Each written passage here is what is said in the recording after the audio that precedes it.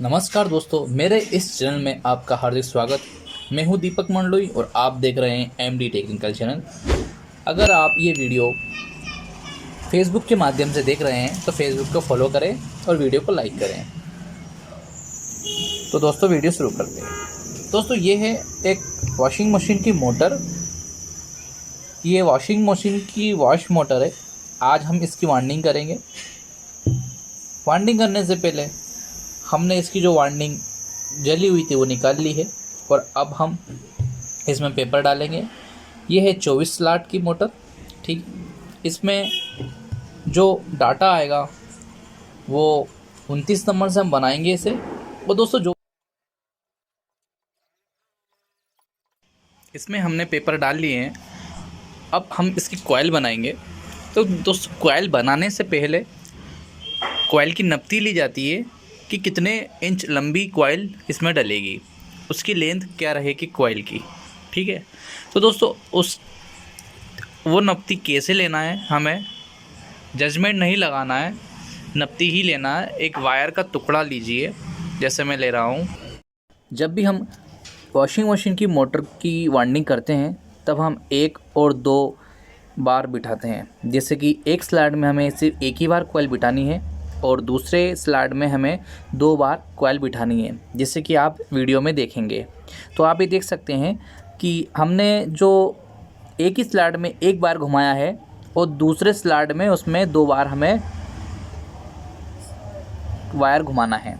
इसी प्रकार से हमें हमारे जो वाइंडिंग वायर की जो हम कॉइल बनाएंगे ऐसे के ऐसे ही हमें इसमें बिठाएंगे। कनेक्शन इसके वैसे रहेंगे जैसे कि आगे से आगे और पीछे से पीछे।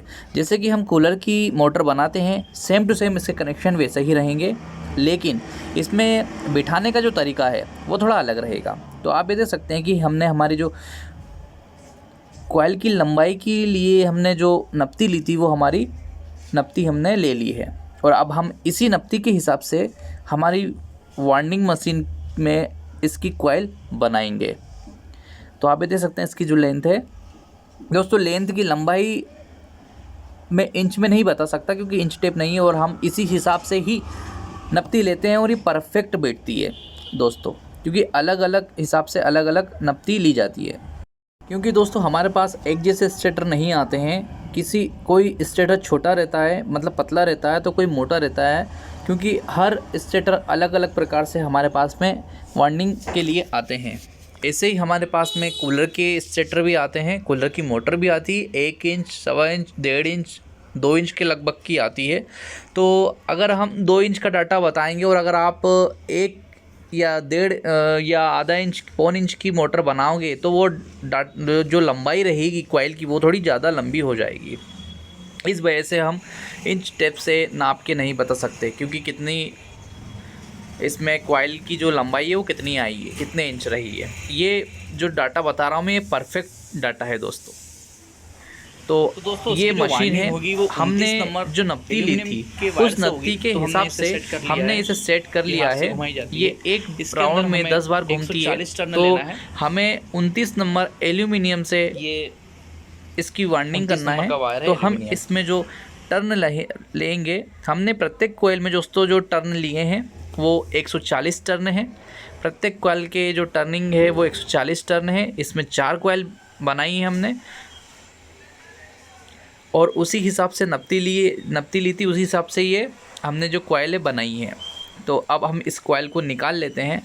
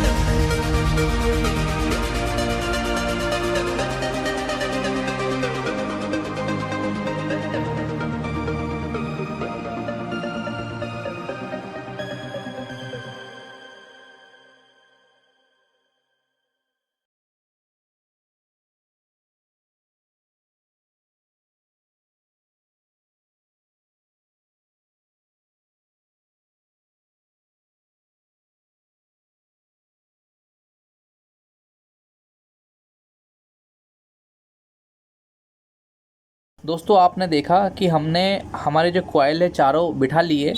अब हम क्या करेंगे, जहाँ पे हमने सिंगल कॉइल बिठाई थी ना, वहाँ पे एक बार और कॉइल बिठाएगी। तो स्टार्टिंग कॉइल हमने बना ली है और अब हम स्टार्टिंग कॉइल इसमें बिठाएंगे। दोस्तों ये जो वीडियो है थोड़ी लंबा होने वाला है, तो वीडियो पूरा देखिएगा तो आपको समझ में आएगा कि कहाँ से कौन सी कॉइल बैठनी है इसके अंदर, तो आप समझ में आ जाएगा आपको सही साट। तो जो हमने रनिंग कॉइल बनाई थी वो 140 टर्न की थी और स्टार्टिंग कॉइल जो बनी है वो 130 टर्न इसमें हमने लिए हैं 29 नंबर एल्यूमिनियम वायर से ही। हमें डाटा चेंज नहीं करना है, अगर डाटा चेंज कर देंगे तो थोड़ी सी प्रॉब्लम आ सकती है, मोटर गर्म होकर जल जाएगी। और जैसे हमने पहले बिठाई थी ना कॉइल, वैसी इसमें भी कॉइल बिठानी है।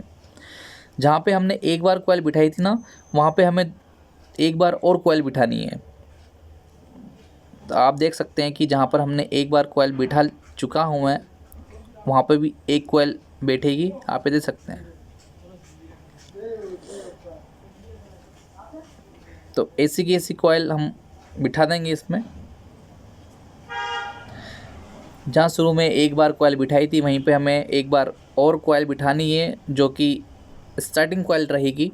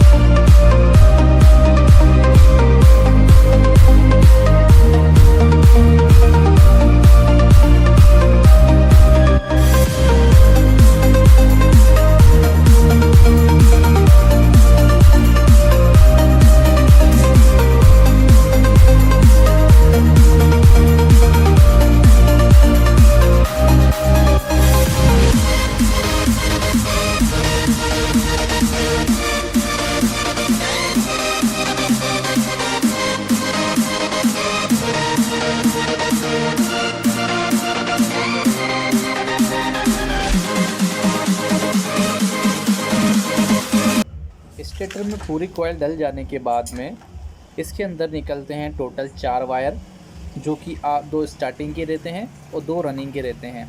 तो हम क्या करेंगे, इसे 3 वायर में बनाएंगे। तो 2 स्टार्टिंग वाले, जो एक स्टार्टिंग का और एक रनिंग का जो वायर है, उसे हम लेंगे और आपस में जोड़ देंगे।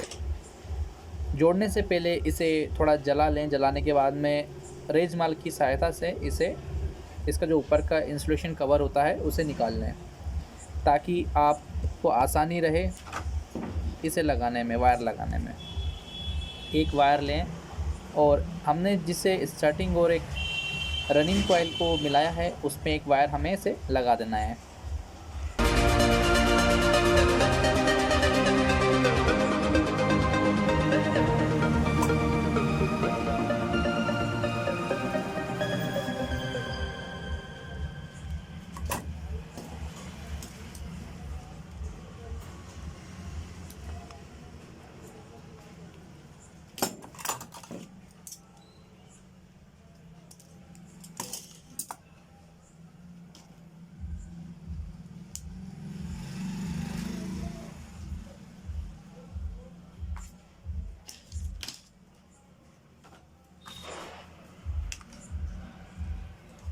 दोस्तों इन वायरों को सोल्डरिंग करना ज़रूरी होता है।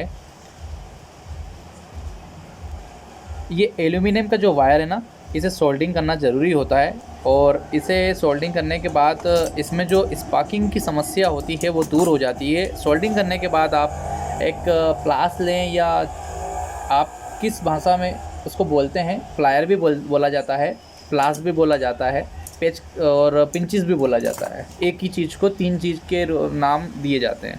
तो इस प्रकार से नोच प्लायर जो होता है उसे लें और इसे अच्छे से मोड़ दें, ताकि उसमें हल्की सी भी गैपिंग होती है ना तो स्पार्क आता है। स्पार्क आने से ये कारण यही होता है मोटर जलने का, कि हल्का सा भी अगर लूज़ हुआ आपका कनेक्शन वायर तो आपकी मोटर जल जाएगी, नहीं तो कनेक्शन वायर से वहाँ से वो शॉर्ट सर्किट हो जाता है ना।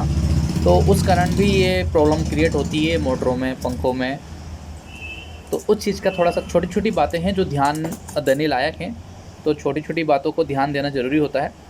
तो आपने देखा कि हमने रनिंग का एक स्टार्टिंग का और एक रनिंग का वायर कॉमन बना के एक ब्लैक वायर लगा दिया, और एक स्टार्टिंग को लिया और हमने रेड वायर स्टार्टिंग में लगा दिया, और ब्लू कलर का जो वायर है वो लगा दिया हमने रनिंग में।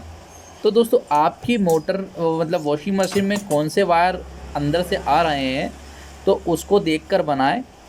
और अगर आपको रिवर्स और फॉरवर्ड इसे चलाना है तो आप 4 वायर में बना सकते हैं, 3 वायर में भी बना सकते हैं। ज़रूरी नहीं कि मैंने जो वायर लिए वहीं लें, आपकी सुविधा के अनुसार जो आपको याद रहे वैसे वायर आपको इसमें लगाने हैं।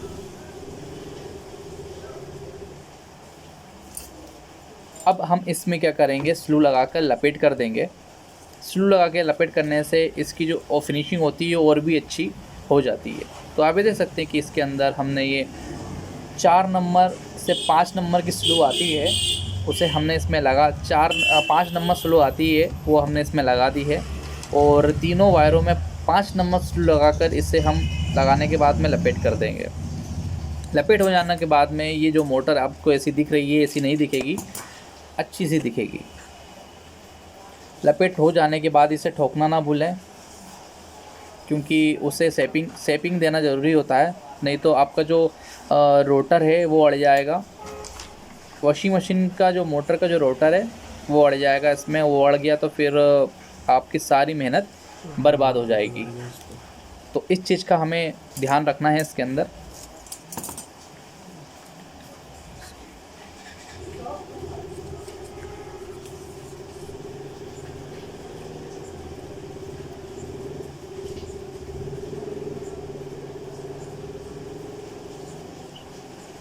तो हमने अब इसे पूरी तरीके से सेपिंग दे देना है।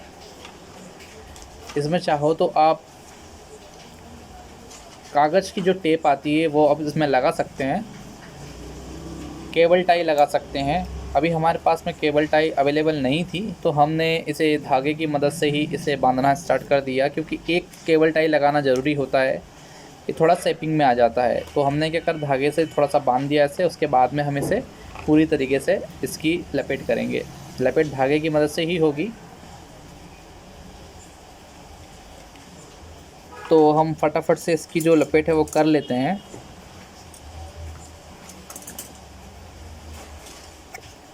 तो दोस्तों आप ये देखेंगे कि लपेट करने के बाद में ये मोटर कुछ इस प्रकार से दिखाई देती है। ये हमारी जो मोटर है बनकर तैयार हो चुकी है। इसके अंदर की जो कोर होती है जहाँ पे हमने पेपर लगाए हैं, ये एल्यूमिनियम का बता रहा हूँ, वहाँ पर इसमें वार्निश डाल दें ताकि ये अच्छे से सूख सके। वीडियो अच्छी लगे तो चैनल को सब्सक्राइब करें, वीडियो को लाइक करें, चैनल पर नए हैं तो वीडियो को